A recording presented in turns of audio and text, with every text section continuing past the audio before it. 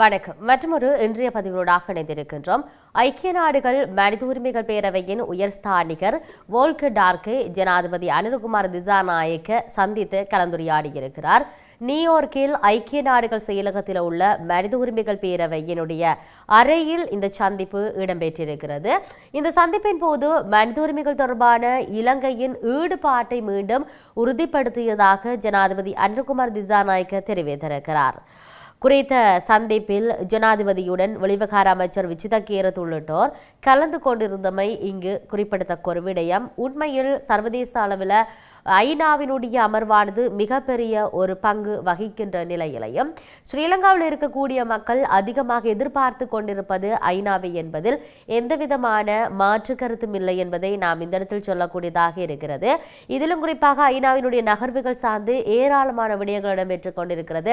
ஐநாவில் ஸ்ரீலங்காவை சார்ந்து என்ன இடம்பெற்றுக் கொண்டிருக்கிறது என்பதை உற்று நோக்குவதற்காகவே நிறைய பேர் அதை பார்த்து கொண்டிருப்பதாகவும் அங்கு நடக்கின்ற விடயங்களை நிறைய பேர் கவனித்துக் கொண்டிருப்பதையும் பார்க்கக்கூடியதாக இருக்கிறது. இப்படியெல்லாம் இருக்கின்ற பொழுது ஜனாதிபதியினுடைய அந்த சந்திப்பு சார்ந்தும் நிறைய நகர்வுகள் வெளிவந்த வண்ணமே இருக்கின்றன. இதையும் தாண்டி ஐநாவின் இலங்கைக்கான வதிவிட பிரதிநிதி திரு மார்க் ஆண்ட்ரோ பிரெஞ்ச் அவர்களிடம் அனைத்து தமிழ் தேசிய கட்சிகளும் ஒன்றிணைந்து கையெழுத்து போராட்டத்தில் பெற்றுக்கொண்ட கையொப்பங்கள் கொழும்புல கையளிக்கப்பட்டிருப்பதை நாங்கள் பார்க்கக்கூடியதாக இருக்கிறது.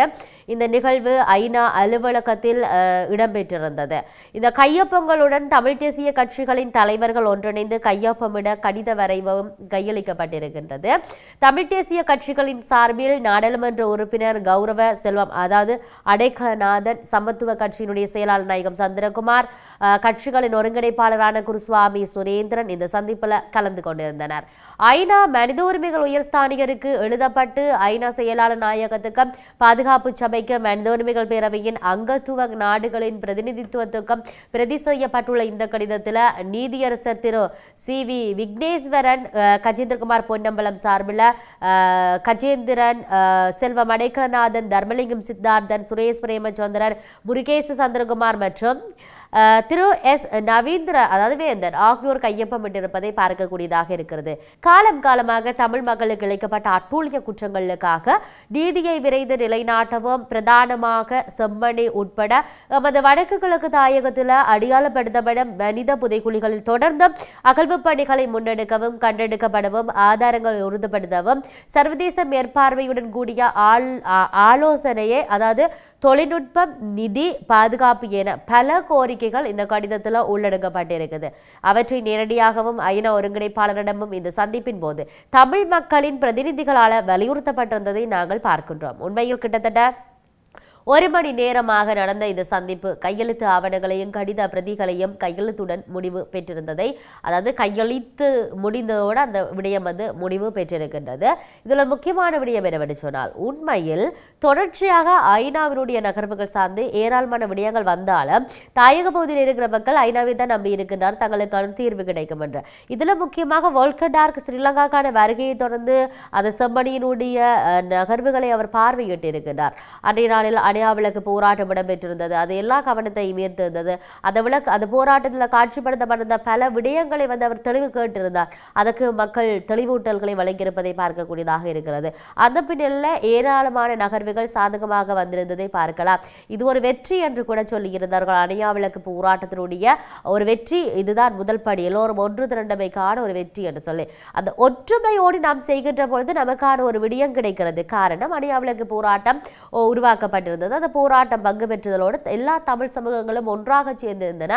பாகுபாடு இன்றி, மத பாகுபாடு இல்லை, கட்சி பாகுபாடு இல்லை, அதே போன்று வர்க்கத்தினுடைய பாகுபாடு இல்லை, சிவில் சமூகங்களுடன் இல்லை. நாங்கள் எல்லாரும் தமிழ் சமூகத்தை சேர்ந்தவர்கள், எங்களுடைய மக்களுக்கு நீதி தரும் என்கின்ற ஒரு விடயத்தில் அவர்கள் ஒற்றுமையாக இருந்த காரணத்தினால்தான் அங்கு அவர்களுக்கு ஏதோ ஒரு விடயத்தில் நன்மை கிடைத்திருக்கிறது. இவ்வளவு காலமாக ஐநாவினுடைய பிரதிநிதி ஒருவர் மக்களுடைய போராட்ட களத்துக்கு வந்திருக்கிறார், அவ்வாறான விடயத்தை பார்த்திருக்கிறார் என்றா இல்லை. இது ஒரு முதல் வெற்றியாக கூட இருக்கலாம். அவர் அங்கு வந்து அந்த நகர்வுகளை பார்த்தது நேரடி அறிக்கைகளை சமர்ப்பிக்கக்கூடியதாக இருக்கும். வலிமையாக அதிகாரிகள் வருவார்கள், பார்ப்பார்கள், அவர்கள் ஒரு அறிக்கையை கொடுப்பார்கள். இங்கு ஐநா பிரதிநிதிகளே இந்த இடத்துல வாரது என்பது ஒரு வெற்றியாக கூட இருக்கின்ற இந்த பின்னணியில் தற்பொழுது இந்த நகர்வுகள் ஏராளமான விடயங்களை சுமந்து நிற்கின்றது. ஆகவே நான் பொறுத்து பார்க்க வேண்டும் இதனுடைய தீர்வு எப்படி இருக்க போகிறது என்பது. இது இவ்வாறு இருக்கின்ற பொழுது இன்னொரு பக்கம் அமெரிக்க அதிபர் டொனால்ட் ட்ரம்ப் மீண்டும் ஒரு முறை இந்தியா பாகிஸ்தான் இடையிலான போரை தான் நிறுத்தப் போவதாக பேசியிருக்கிறார். ஐநா பொதுச்சபை கூட்டத்தில் பேசிய ட்ரம்ப் இந்தியாவின் பாகிஸ்தான் மோதல் உட்பட உலகம் முழுவதும் 7 போர்களை தான் முடிவுக்கு கொண்டு வந்ததாக சொல்லியிருப்பதை பார்க்கக்கூடியதாக இருக்கிறது. ட்ரம்ப் 2வது முறையாக ஜனாதிபதியான பிறகு தற்போதுதான் ஐநாவில் உரையாற்றி இருக்கிறார். அதாவது அவருக்கு 15 நிமிடங்கள் தான் ஒதுக்கப்பட்டிருந்தது. ஆனால் ஒதுக்கப்பட்ட போதிலும் அவர் 1 மணி நேரத்துக்கு மேலாக தன்னுடைய உரை நீடித்திருக்கிறார் என்ற விடயம் இங்கு பதிவு செய்யப்பட்டிருக்கிறது. அவருடைய உரையில கிட்டத்தட்ட அனைத்து தரப்பினரையும் கடுமையாக விமர்சித்து பேசியிருந்தார். ஐக்கிய நாடுகள் சபை, ஐரோப்பிய நாடுகள், ரஷ்யா, இந்தியா, சீனா என எந்த தரப்பின் ட்ரம்பினுடைய விமர்சன கணையிலிருந்து தப்பவில்லை என்று சொல்லலாம். லண்டன் மேஜர் சாதிக் கான் பற்றி ட்ரம்ப் தெரிவித்த அந்த கருத்து சர்ச்சையான நிலையில் பிரிட்டன் கடுமையான எதிர்வினை ஆற்றி இருக்கிறது. ரஷ்யா உக்ரைனிடையான போருக்கு இந்தியாவும் சீனாவும் தான் நிதியுதவி செய்வதாக கூறியிருந்தார் ட்ரம்ப். அது மட்டுமின்றி சில நேட்டோ நாடுகளும் ரஷ்யா எண்ணெய் மற்றும் பொருட்களை வாங்குவதை முழுமையாக நிறுத்த முடியாதது அவமானகரமானது என்ற விடயத்தை சொல்லியிருந்தார். 2 வாரங்களுக்கு முன்புதான் இதை பற்றி தெரிந்து கொண்டேன். நான் மகிழ்ச்சியாக இல்லை. தங்களுக்கு எதிரான போருக்கு அவர்களை நிதியுதவி செய்கிறார்கள். இதற்கு முன்பு இது போல் நடந்ததில்லை என்ற விடயத்தை சொல்லியிருந்தார். அதே போல் இந்தியா பாகிஸ்தான் போர் உட்பட 7 பேர்களை தான் நிறுத்தியதாக கூறும் ட்ரம்ப் இத்தகைய செயல் அதாவது நோபல் பரிசுக்கு உரித்தானது என்று அவர் சொல்லியிருப்பதை பார்க்கின்றோம். அவர்கள் மட்டுமல்ல சில நேட்டோ நாடுகளும் ரஷ்யா எண்ணெய் மற்றும் பொருட்களை வாங்குவதை முழுமையாக நிறுத்த முடியாதது அவமானகரமானது என்ற விடயத்தை சொல்லியிருந்தார். 2 வாரங்களுக்கு முன்புதான் இது பற்றி தெரிந்து கொண்டதாக அவர் சொல்லியிருப்பதை நாங்கள் பார்க்கின்றோம். சரி, இதெல்லாம் இப்படி இருந்தாலும் இந்தியா பாகிஸ்தான் போர் உட்பட 7 போர்களை தான் நிறுத்தியதாக ட்ரம்ப் சொல்லுகின்ற இந்த செயல் நோபல் பரிசுக்கு உரித்தானது என்று அவர் தெரிவித்திருப்பதை பார்க்கக்கூடியதாக இருக்கிறது. லண்டன் மாநகரின் முதல் முஸ்லிம் மேஜராக அந்த கட்சி சாதிக் கான் உள்ளார் என்ற விடயம் சொல்லப்படுகிறது. ஐநாவில் உரையாற்றிய ஐரோப்பியாவின் புலம்பெயர்ந்தோர் சிக்கல்களையும் அதாவது சாதிக் கானையும் கடுமையாக சாடிய ட்ரம்ப் லண்டனில் ஷரிய சட்டத்தை கொண்டு வர விரும்புவதாக சொல்லியிருந்தார். இதற்கு முன்னரும் பல முறை ட்ரம்ப் சாதிக்கான குறிவைத்து பேசியிருப்பதை இங்கே சுட்டிக்காட்டியிருக்கின்றார்கள். மிக மோசமாக மேஜர் உள்ளார் என்ற விடயம் சொல்லப்பட்டிருந்தது. முழுமையாக மாறிவிட்டது. அவர்கள் ஷாரியா சட்டத்துக்கு சொல்ல விரும்புகிறார்கள். லண்டன் தனிநாடு போல ஆகிவிட்டது.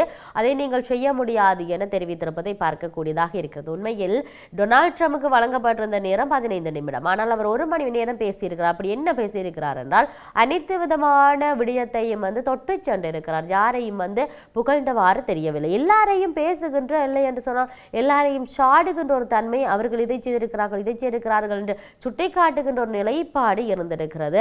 அந்த இடத்துல அவர் பெருமிதம் கொள்கின்ற செயற்பாடுகளும் இடம்பெற்றிருக்கு. நான் இத்தனை போரை முடிவுக்கு கொண்டு வந்திருக்கிறேன், இந்த போரை முடிவுக்கு கொண்டு வருவேன் என்ற நிலைப்பாட்டோடு ஏராளமான விடயத்தை பதிவு செய்திருக்கிறார்கள். இதையும் தாண்டி ஐநாவுடைய நகர்வு என்பது ஸ்ரீலங்காவை பொறுத்தவரையில் மிகப்பெரிய ஒரு முக்கியமான விடயம். அவர்களால் தான் ஸ்ரீலங்கா மக்களுக்கு தீர்வுகளை பெற்றுத்தர முடியும் என்கின்ற ஒரு நிலைப்பாட்டில் தொடர்ச்சியாக இருக்கிறார்கள். ஆகவே நாங்கள் பொறுத்திருந்து பார்க்க வேண்டிய தேவை இருக்கிறது. உண்மையிலேயே இந்த ஐநாவினுடைய நகர்வு சார்ந்து என்ன நடக்கப் போகிறது, இதிலும் குறிப்பாக தமிழர் மக்களுக்கு ஏதாவது ஒரு சாதகமான முடிவுகள் கிடைக்குமா இல்லையா என்பதை நாம் பொறுத்திருந்து பார்ப்போம். மற்றும் ஒரு பதிவுடாக சந்திப்போம். வணக்கம்.